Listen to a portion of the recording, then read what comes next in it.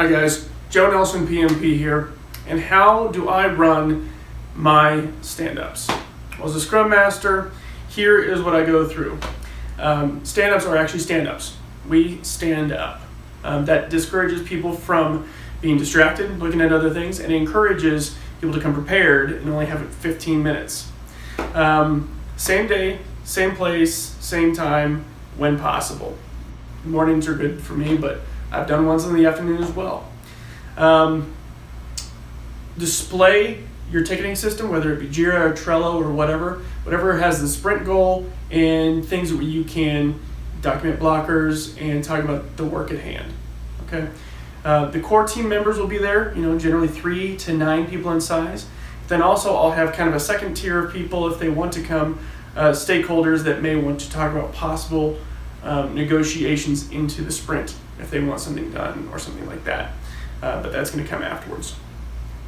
And here's what we do. So at the top, talk about the sprint goal. I'll review the sprint goal. Hopefully that'll be there visible in Jira, or we talk about it. And that could be either a collection of tickets or how this rolls up to an epic, and probably a discussion of how these are, if there's any exceptions to the definition of done or anything like that. So talk about the sprint goal, the big goal of whatever sprint you're in.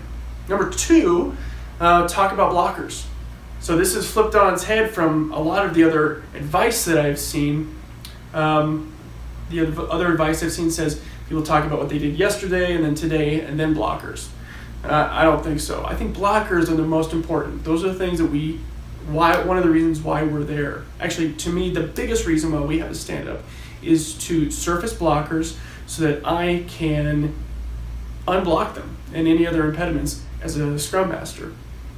Then, and we'll go one by one through everyone in the room. And this is so people have to verbally say yes or no to a blocker, if they have a blocker or not, and so that everyone gets a chance to speak and nobody is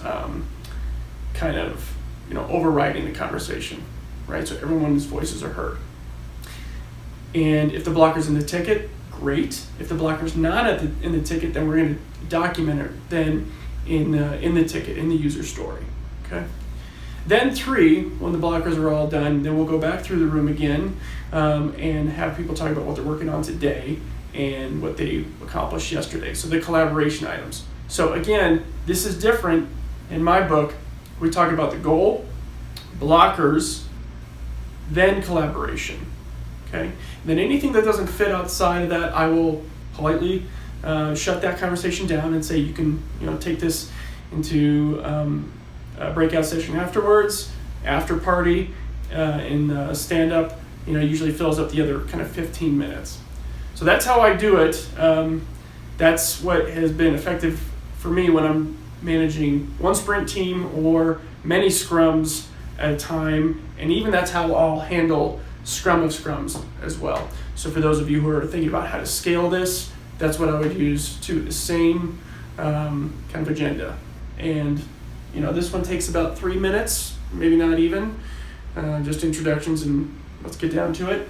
This one should take no more than 5 minutes, and then that one could take a lot more of the time, but you don't want it to go past 15 minutes. If you start with this, you usually kind of bloat the discussion and you will run over 15 minutes. So when I'm a Scrum Master, and I'm usually a Scrum Master in some form or another in my projects, that's the framework I use. Hope it helps.